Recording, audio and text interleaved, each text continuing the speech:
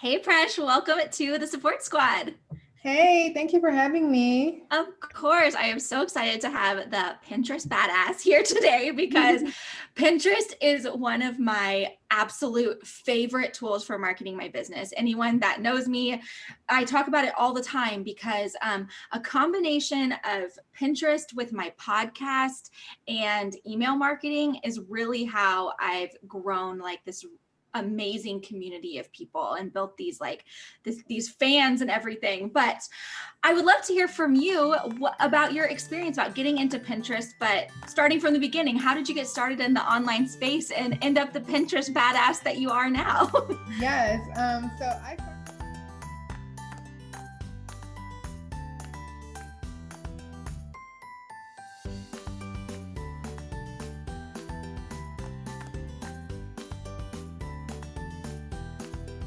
I started as a general VA in May of 2019, and I took like 90-day VA course. Yeah, I know. Yeah. It's pretty popular. I took that course, and within that course, there was a module about being like a Pinterest manager.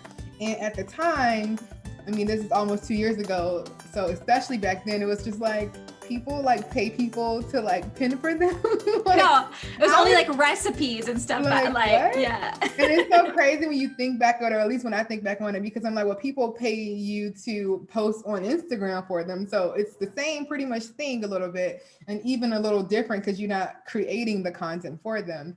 So the person who did the module within the course, she had her own actual Pinterest course that I took just to get a little bit more background on it. And then luckily for me, my first client, who is actually still one of my clients now, she was a influencer and a blogger, and she had digital products that she wanted to sell more. And Pinterest at the time was her number one traffic source, or her second traffic source. Actually, Google was number one. Oh, wow. But yeah, she has a pretty popular blog because it's very niche specific. And she saw that Pinterest was like bringing in a lot of her traffic, but she wasn't using it as a business. Like she didn't have a business account. She just knew that it was bringing in like traffic. So she was like, I want to leverage this. Can you help me? So I'm like, okay, like, you know, you're a VA. It's like your first client. You can do everything. I can do whatever you ask me for. I look back at that now and I was like, that was, oh my God, overwhelming, a little scary because I didn't know everything, and I had to figure it out. And I did, and I enjoyed it. But that's how I really got started with Pinterest. And from there, I did Pinterest and Instagram mostly up until last year. I actually just finished all of my Instagram clients. We all like offboarded them because I'm completely Pinterest now. I'm married to Pinterest. I had two situations going on, and I had to give up one because I just love Pinterest so much. It's as the underdog, and I think it's so powerful, and I love like the long-term investment on it, or the long-term that you will see from it. So I really was like, I need to just niche down into this. But yeah, going into the journey, it was last year. I know you had Tasha Booth on the show before. And yes. Oh my gosh, I love Tasha. She's my coach for the last year. Oh, wow. We just finished our year together in February. So I'm kind of sad. Oh my gosh.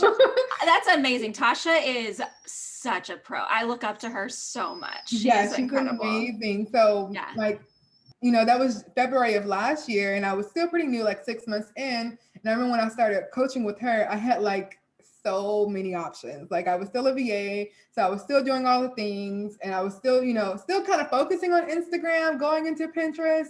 And she was just like, do you even like doing all these things? And I'm like, no, I actually do not like admin work at all. Right.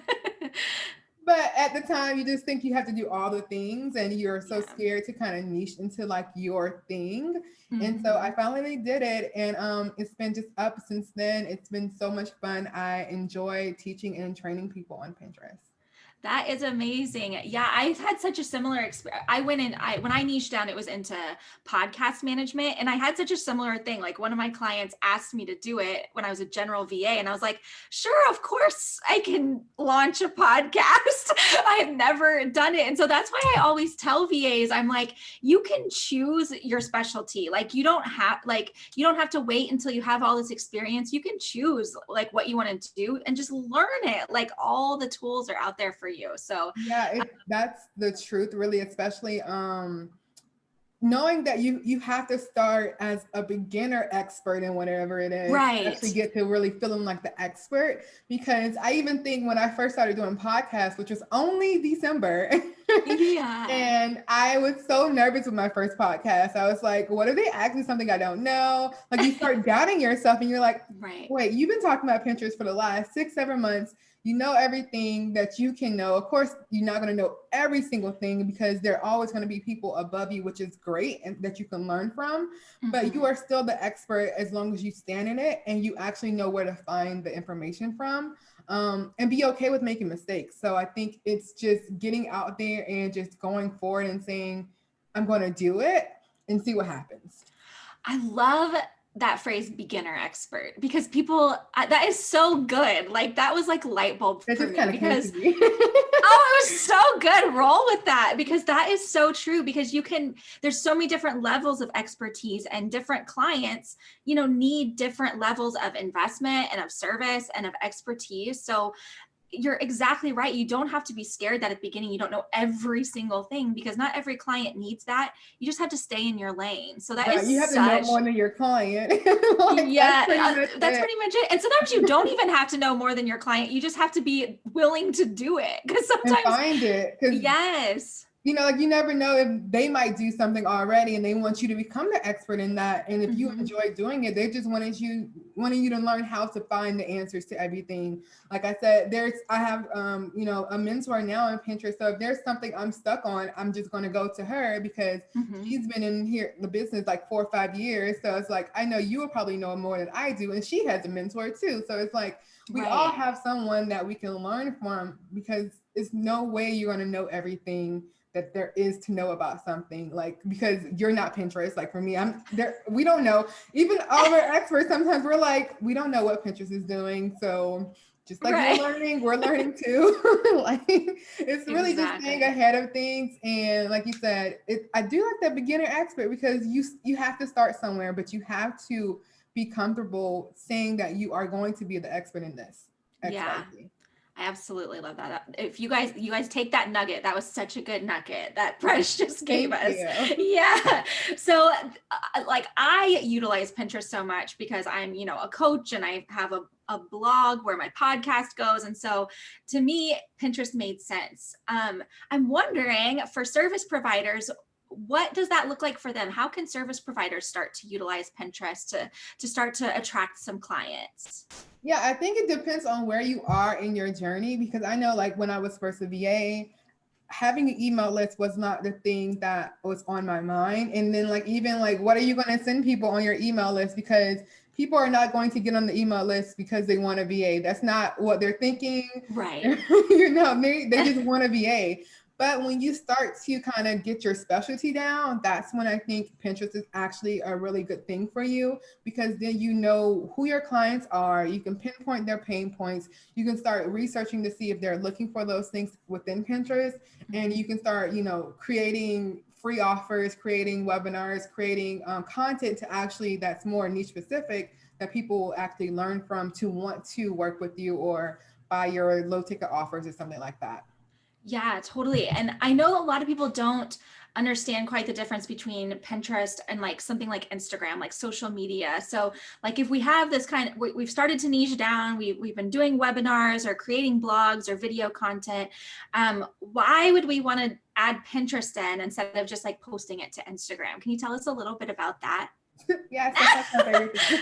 I know, me too. Because Pinterest is supercharge your content. But I want to hear from you. First of all, I like to tell people Pinterest is a top of funnel strategy. So that means that this is the greatest place for new people to find your content. So people on Pinterest are going there to discover something, to get inspiration for something, to find something, solutions to their problems, because it is a search engine with social aspects to it, which makes it pretty cool. Now with Instagram, people are not there to find your content. You are showing your content to them, and then they see it, and then they might take action, but they are not there going to Instagram thinking, oh, let me go see what free offer, Sharon has today. Let me go to see what she has. Right. They're not really going there for that. They're going there to maybe see what you're doing, seeing if you're giving out some valuable tips for today, or, just browsing social media, but they're not searching for something at that moment. They might see something and think, oh, I need that. And depends on how they're feeling, if they want to go to your bio, click the link and all that extra stuff. Whereas on Pinterest, if they go and search for something, they find it, they just have to click and go straight to that something instead of you having to even tell them to do it. So Instagram, you're telling people what to do. You have to keep telling them over and over again, because your content on Instagram only has a lifespan of barely 24 hours. So once it's posted, the likelihood of everybody seeing it on your list or your followers is very, very slim. Whereas with Pinterest, once you put content on the platform, it's there for people to find always. Yeah, and repin, and it just like grows and grows. I'm totally with you. Lifespan is like forever. Lifespan is like basically forever. Forever, yeah. As long as you keep your, website up or whatever, where they can find the content, but it's there to be found. Yeah, 100%. I know. So for me, like my biggest lead magnet and the way that I've grown my list and built my community is from this one free offer that I have, this Become a VA series, because I know that people go on Pinterest and they're searching like side hustle or how to start working online or work from home jobs. And like, that is how I have grown my list. I love Instagram. Instagram's my most fun platform. Like that's what I love being on. I love being on Instagram. Yeah. But for actual marketing and actual like lead generation, Pinterest is everything to me, because you get so much, and it takes whatever content that you have and just supercharges it. You don't have to think about just like putting all your heart and soul into creating a piece of content that goes away. It's like there for you. So I love that you said that, because that's like my favorite thing too. Is like we don't create these things that we create, all of our freebies, to just have it out there one time. No, I want to leave it out there and create something new, something maybe even better, because I've grown. But that other thing that I created still deserves to be found too. So if you put it on Pinterest, it can still be found, while you're also marketing your new thing to Instagram, Facebook, and Pinterest. And that can keep going. So it's not like you're creating things, letting it die. It's really, like you said, something you created years ago could still be found. Yeah. Like I've found things from people created years ago. They're not even active anymore. Like when I was doing even Pinterest research, they're not even like active Pinterest people anymore, but they still have that content that was still valuable to me. Right. Yeah, it's amazing. I could talk Pinterest all day, and we are going to talk more about Pinterest because you are going to be our featured guest expert in the support squad this month, which I am thrilled about.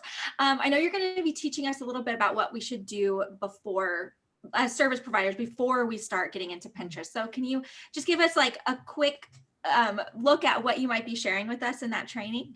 Yeah. So there's the 3 to 4 things that I think you need to do before you start actually marketing on Pinterest. So when you're thinking about it, it's more around what you should do to prepare yourself. So researching your audience, knowing your goals, your funnels, and how to create Pinterest worthy content.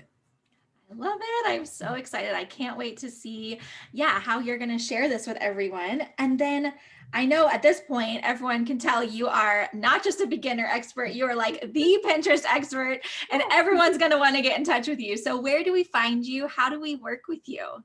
Yeah, so like I said, my favorite platform also is Instagram to hang out on, because it is an engagement platform. So for my, I wouldn't say daily, but often Pinterest shenanigans, you can find me at Fresh Rogers. So I'm pretty sure it'll be in the show notes. And then to work with me is just preshrogers.com/assistant for now, but I'm going to change it to the Pinning Oasis. Just remember that. Okay, awesome. No worries. And if you need us to update that, let me know. We'll take care of that. So I am just so grateful for this conversation with you today. I love chatting Pinterest. it's just one of my favorite things. So thank you for being here. And before Thank you you. go, one thing I always like to ask my guests is, what is one thing that is separate from you or separate from your business that totally lights you up and inspires you and that you really enjoy doing? Writing. I'm actually a published author. So No way.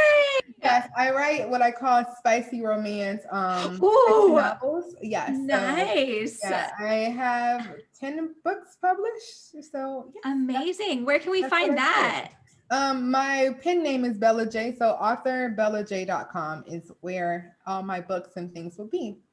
How amazing. I love a multi-passionate person. I very So, much am. I love yeah. to do it all. And that is just the fun way to make a little extra money as a side hustle, but it's more for my hobby of just getting away from the business thing and having all these characters in my head is always fun. Oh my gosh, how amazing. I'm going to have to check that out. Well, thank Yeah. you so much, Presh, for being with us and sharing all this with us today. I can tell how excited you are about Pinterest. If you're listening on the podcast, you can't see it, but Presh is actually wearing her Pinterest badass shirt. Yes. She clearly like lives and breathes Pinterest. So get in touch with her in all of the places. And Presh, thank you so much for being here today. It was wonderful to connect with you. Thank you for having me. Bye, guys. Bye.